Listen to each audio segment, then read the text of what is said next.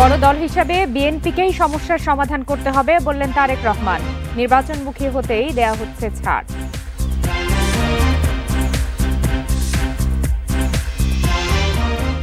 চট্টগ্রামে জুলাই যোদ্ধাদের ওপর হামলার প্রতিবাদে অবরোধ। হামলার পরিণতি ভালো হবে না, হুঁশিয়ারি নাহিদের।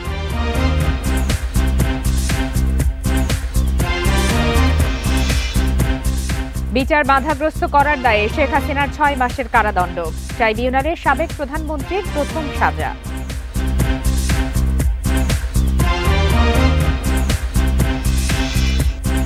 আওয়ামী লীগ আমলে ইভিএমে ৩,০০০ কোটি টাকা ক্ষতি। ইসির ৩ কর্মকর্তাকে জিজ্ঞাসাবাদ করেছে দুদক।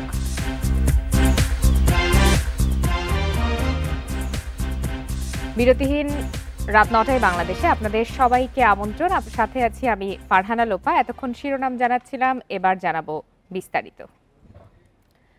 সংস্কার ইস্যুতে কিছু বিষয়ে একমত না হলেও নির্বাচনের দিকে এগিয়ে যেতে বিএনপি ছাড় দিয়েছে বলে জানান বিএনপির ভারপ্রাপ্ত চেয়ারম্যান তারেক রহমান। ছোট দলের মতামতকে সম্মান জানিয়ে বড় দল হিসাবে বিএনপিকে এই সমস্যার সমাধান করতে হবে বলে মন্তব্য করেন তিনি। বুধবার পটুয়াখালী জেলা বিএনপির ত্রিবার্ষিক সম্মেলনে এসব কথা বলেন তারেক রহমান। দীর্ঘ ২৩ বছর পর পটুয়াখালী জেলা বিএনপির ত্রিবার্ষিক সম্মেলন। ১৫১১ জন কাউন্সিলরের উপস্থিতিতে পৌর শহরের ব্যায়ামাগারে জেলা বিএনপির এ সম্মেলন অনুষ্ঠিত হয়। অনুষ্ঠানে প্রধান অতিথি হিসেবে লন্ডন থেকে ভার্চুয়ালি যুক্ত ছিলেন বিএনপির ভারপ্রাপ্ত চেয়ারম্যান তারেক রহমান। আপনাদের সাথে শীঘ্রই ইনশাল্লাহ দেশের মাটিতে ইনশাল্লাহ দেখা হবে। তারেক রহমান বলেন, রাজনৈতিক পট পরিবর্তনের পর ছোট ছোট দলগুলো নির্বাচন ইস্যুতে নানা মতামত দিচ্ছে। বিএনপি সবার মতামতের প্রতি শ্রদ্ধাশীল, তাই গণতন্ত্র ও নির্বাচনের পথে এগিয়ে যেতে এরই মধ্যে অনেক ছাড় দিয়েছে বিএনপি। বড় দল হিসাবে আমাদেরকে ছাড় দিতে হবে, কারণ আমাদের দায়িত্ব যেমন বেশি, ঠিক একইভাবে আমাদেরকে ছাড়ও দিতে হবে। আমরা ছাড় দিব। কিছু কিছু জিনিসের সাথে আমরা একমত নয়, তারপরেও আমরা গণতন্ত্রের ভিত্তি যাতে রচিত হয়, গণতন্ত্রের ভিত্তি যাতে শক্তিশালী হয়, দেশ যাতে গণতন্ত্রের দিকে এগিয়ে যেতে পারে, দেশের মানুষ যাতে তাদের গণতান্ত্রিক অধিকার চর্চা আবার শুরু করতে পারে, তার জন্য আমরা ছাড় দিয়েছি, তার জন্য আমরা চেষ্টা করেছি। তারপরেও মানুষ আসুক, দলগুলো আসুক, আমরা একটি নির্বাচনী প্রক্রিয়ার দিকে এগিয়ে যাই। তারেক রহমান বলেন, এই মুহূর্তে দেশের সবচেয়ে বড় ও জনপ্রিয় দল বিএনপি, তাই দলটির কাছে জনগণের প্রত্যাশা অনেক।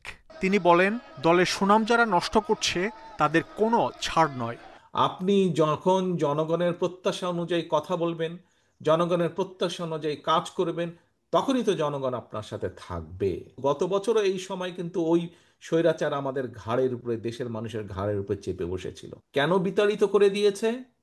তার অন্যতম মূল কারণ হচ্ছে এই দেশের মানুষ যেভাবে চেয়েছিল, তাদের দল, তাদের নেতারা, তাদের কর্মীরা সেভাবে কথা বলেনি, সেভাবে কাজ করেনি। দেশ ও গণতন্ত্রের বিরুদ্ধে সব ষড়যন্ত্র মোকাবেলায় সবাইকে ঐক্যবদ্ধ থাকারও আহ্বান জানান তারেক রহমান। বিগত ১৫ বছর তো আপনারা যুদ্ধ করেই বেঁচেছিলেন, তাই নয় কি? মাহমুদ শরীফ, ইন্ডিপেন্ডেন্ট নিউজ, ঢাকা। বিচার বাধাগ্রস্ত করতে সংশ্লিষ্টদের ভয় ভীতি দেখানো ও হুমকি দেওয়ার অপরাধে শেখ হাসিনাকে ৬ মাসের কারাদণ্ড দিয়েছে আন্তর্জাতিক অপরাধ ট্রাইব্যুনাল ১। আদালত অবমাননার এই মামলার আরেক আসামি গাইবান্ধার আওয়ামী লীগ নেতা বুলবুলকে দেয়া হয় ২ মাসের সাজা। এটি ট্রাইব্যুনালে শেখ হাসিনার বিরুদ্ধে প্রথম কোনো মামলার সাজা। এ ধরনের ফোনালাপ সব আদালতের বিচার কাজ বাধাগ্রস্ত করার শামিল বলেও মন্তব্য করে ট্রাইব্যুনাল।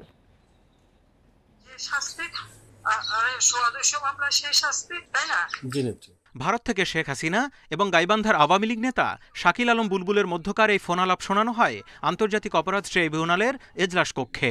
গত বছরের অক্টোবরে ভাইরাল হওয়া এই ফোন রেকর্ডে শেখ হাসিনাকে বলতে শোনা যায়, তার বিরুদ্ধে যেহেতু ২২৭টি হত্যা মামলা হয়েছে, তার মানে ২২৭ জনকে হত্যার লাইসেন্স পেয়ে গেছেন তিনি। তোমরাও তালিকা করো, কারণ অন্তত 227 জনকে মারার লাইসেন্স পেয়ে গেছি।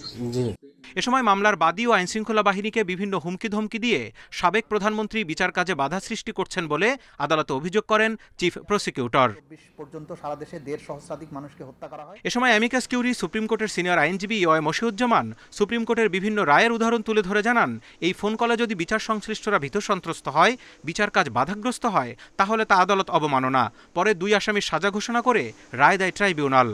হুমকি দেওয়ার মাধ্যমে তিনি শুধুমাত্র যে থানায় মামলা করা বা সারা দেশে যে সমস্ত মামলা করেছেন তাদেরকেও হুমকি দিয়েছেন, একই সাথে আন্তর্জাতিক অপরাধ ট্রাইব্যুনালে যারা সাক্ষী দিচ্ছেন বা মামলার বিচারের জন্য সাহায্য করছেন তাদেরকেও তিনি থ্রেটেন করেছেন। শেখ হাসিনাকে 6 মাসের বিনাশ্রম কারাদণ্ড এবং আসামি শাকিল আকন্দ বুলবুলকে 2 মাসের বিনাশ্রম কারাদণ্ডে দণ্ডিত করেছেন এবং এটাও নির্দেশ দিয়েছেন যেদিন তারা আত্মসমর্পণ করবেন অথবা পুলিশ কর্তৃক ধৃত হবেন তারপর থেকে এই সাজা কার্যকর হবে।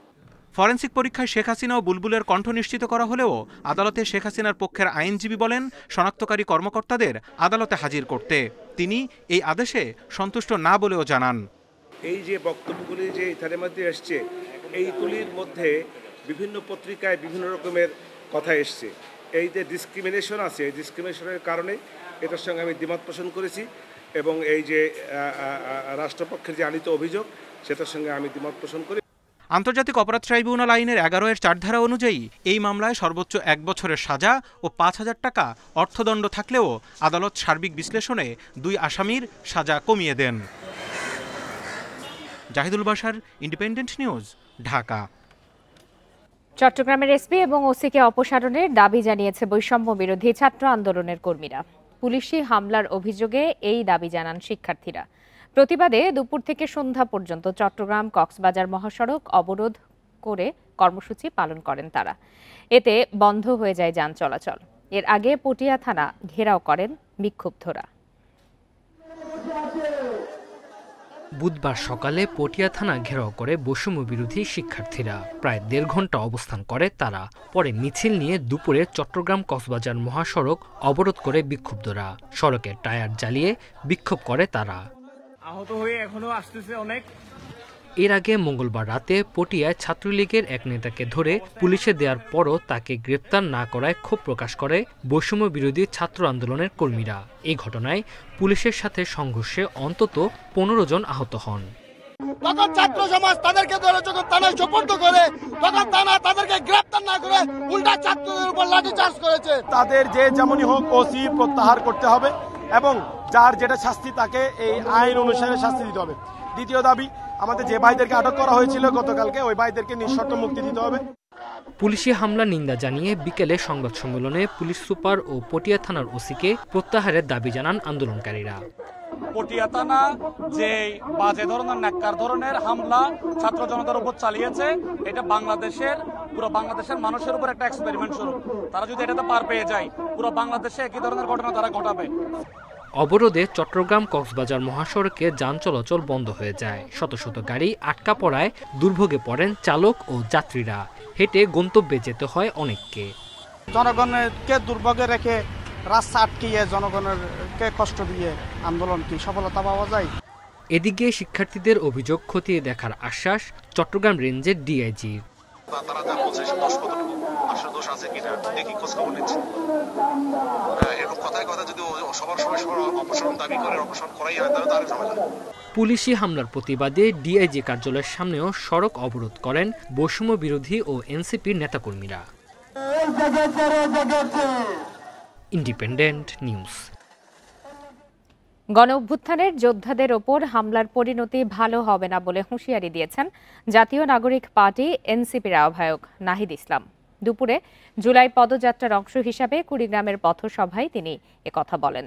নাহিদ ইসলাম বলেন, ছাত্রদের ওপর যে হামলা হয়েছে তা নিন্দনীয়। পুলিশের সংস্কার চাই, পুলিশ কারো গায়ে হাত তুলবে না তা চাই। তবে শিক্ষার্থীদের অন্যায়ভাবে কেউ আঘাত করলে তার পরিণতি ভালো হবে না। তিনি আরও বলেন, যারা গণ অভ্যুত্থানের বিরুদ্ধে ষড়যন্ত্র করছেন তাদের বিরুদ্ধে বারবার গণ অভ্যুত্থান তৈরি হবে, ষড়যন্ত্রকারীদের প্রতিহত করা হবে। বৈষম্যের বিরুদ্ধে লড়াই করলেও এখনও তা দূর করা সম্ভব হয়নি বলেও মন্তব্য করেন তিনি। এ সময় জাতীয় নির্বাচনে কুড়িগ্রাম 2 আসনে প্রার্থী হিসাবে ডক্টর আতিক মোজাহিদের নাম ঘোষণা করা হয়। যদি আবারও এই গণঅভ্যুত্থানের অগ্রনায়কদের আমার শিক্ষার্থী ভাই ও বোনদের উপরে নির্মমভাবে অন্যায়ভাবে কেউ হাত তোলে, তাহলে কিন্তু এর ফলাফল ভালো হবে না। নির্বাচন সীমানা নির্ধারণের কমিটি গঠনে সকল দল একমত পোষণ করেছে বলে জানিয়েছেন ঐকমত্য কমিশনের সহসভাপতি অধ্যাপক ডক্টর আলী রিয়াজ। সাথে সব রাজনৈতিক দল একমত হলে মাসের মাঝামাঝিতেই জুলাই সনদ তৈরি করা সম্ভব বলে উল্লেখ করেন তিনি। আজ রাজধানীতে ফরেন সার্ভিস একাডেমিতে রাজনৈতিক দলগুলোর সঙ্গে বৈঠক করেছে ঐকমত্য কমিশন। তিনি আরও বলেন, জবাবদিহিমূলক রাষ্ট্র বিনির্মাণে একমত সবাই। ধারাবাহিক সংলাপের মাধ্যমে শিগগিরই সমঝোতায় পৌঁছানোর আশা আলী রিয়াজের। বৈঠকের আলোচনায় রয়েছে সংসদীয় আসনের সীমানা নির্ধারণ, তত্ত্বাবধায়ক সরকার ও রাষ্ট্রপতির ক্ষমা প্রদর্শন। বিএনপি, এনসিপি ও জামায়াতে ইসলাম সহ ৩০টি রাজনৈতিক দল এই আলোচনায় অংশ নিয়েছে। এদিকে নির্বাচনী আসন পুনর্বিন্যাসে ইসির অধীনে একটি বিশেষ কমিটি গঠনে একমত জামায়াতে ইসলামী সহ অধিকাংশ দল। দ্বিতীয় দফার ৮ম দিনের আলোচনার ফাঁকে এ কথা জানান জামায়াতের নায়েবে আমির আব্দুল্লাহ মোহাম্মদ তাহের।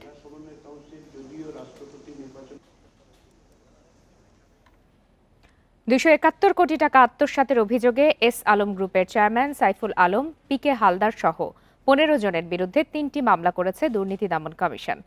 দুদক বলছে, পিকে হালদার চক্রের সাথে যোগ সাজশে এই টাকা আত্মসাৎ করে এস আলম।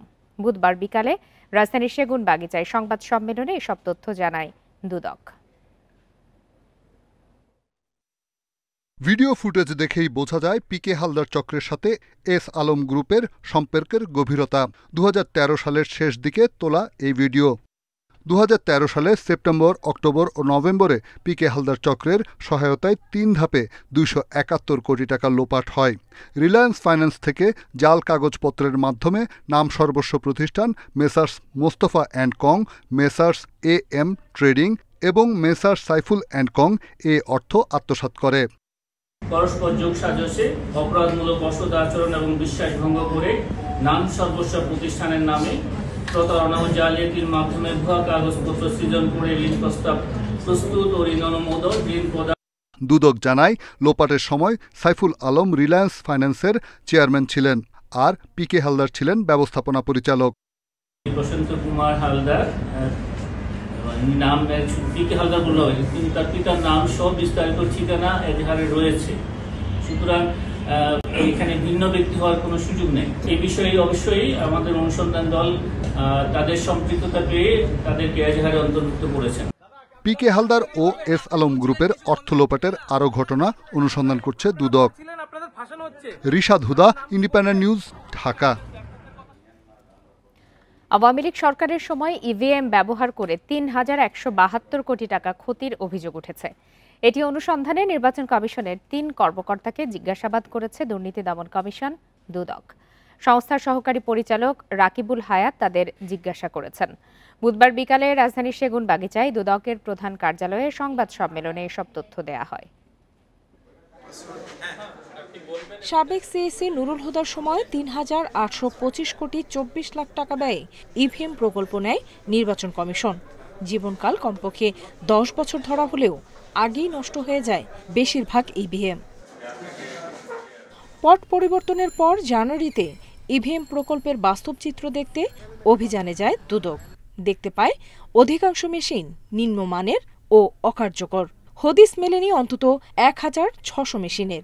এর পরিপ্রেক্ষিতে নির্বাচন কমিশনের তৎকালীন টেকনিক্যাল শাখার কর্মরত 3 কর্মকর্তাকে জিজ্ঞাসাবাদ করেছে দুদক।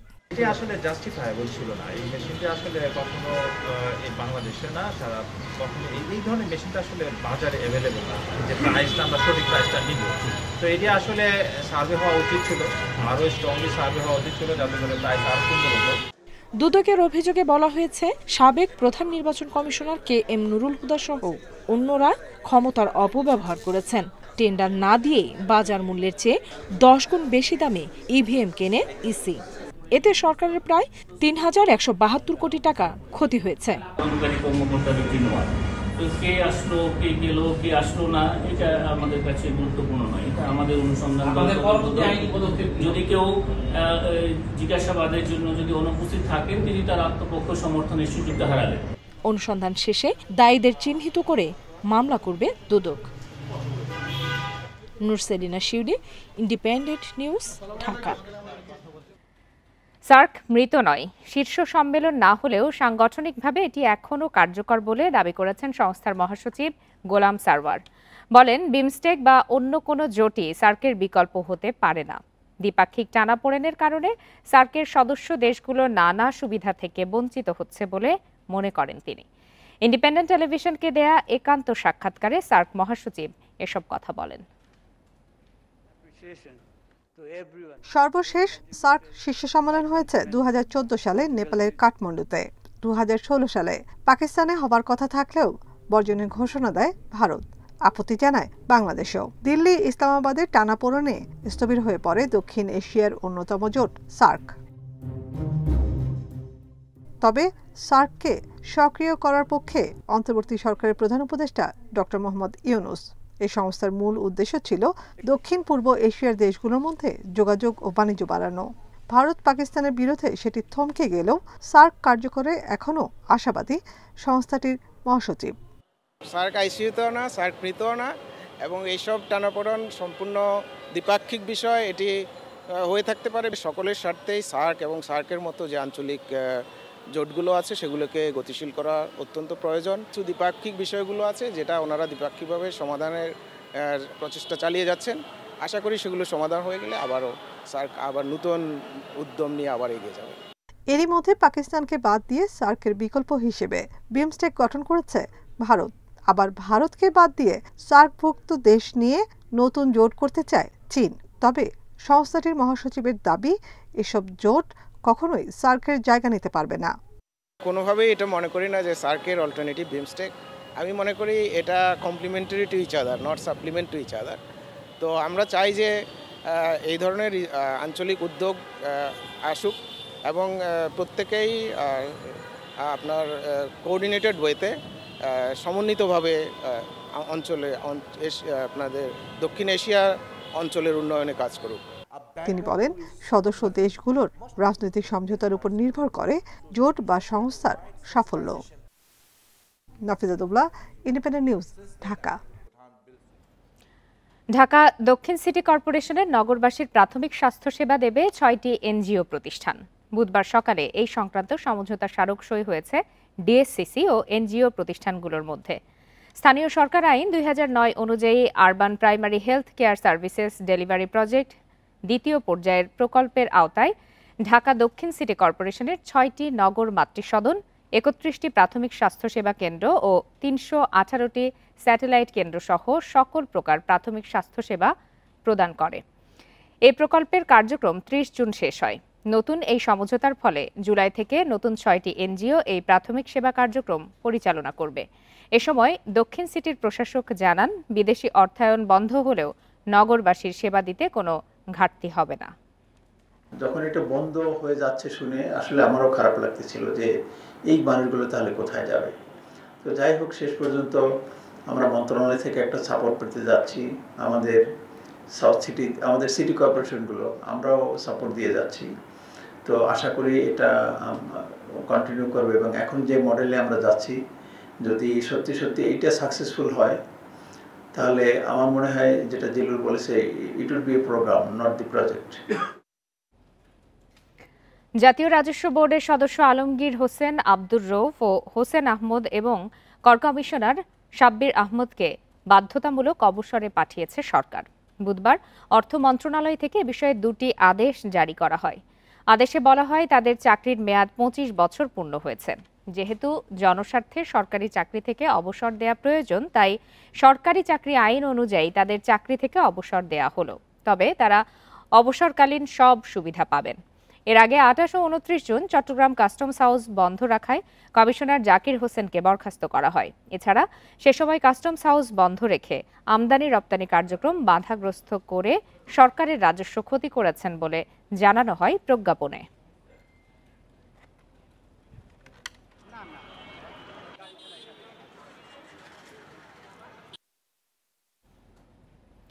আগামী 6 মাস বা প্রয়োজনে বেশি সময়ের জন্য চট্টগ্রাম বন্দরের নিউ মুরিং কন্টেইনার টার্মিনাল পরিচালনার দায়িত্ব দেওয়া হচ্ছে নৌবাহিনীকে। এতে বন্দরের কোনো কর্মীর চাকরি যাবে না বলে আশ্বস্ত করেন নৌ উপদেষ্টা ডক্টর এম সাখাওয়াত হোসেন। দুপুরে সচিবালয়ে এসব কথা জানান তিনি।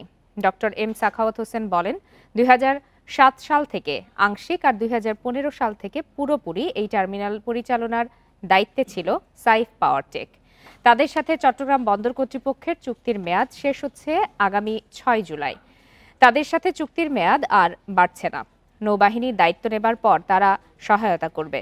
তবে আগে থেকেই চিটাগং কন্টেইনার টার্মিনাল পরিচালনারও চুক্তি ছিল সাইফ পাওয়ার টেকের সাথে, তা অব্যাহত থাকবে। এরপর সংযুক্ত আরব আমিরাতের বন্দর পরিচালনাকারী প্রতিষ্ঠান ডিপি ওয়ার্ল্ডকে G2G ভিত্তিতে দীর্ঘমেয়াদে এই টার্মিনাল পরিচালনার দায়িত্ব দেওয়ার বিষয়ে আলোচনা হচ্ছে।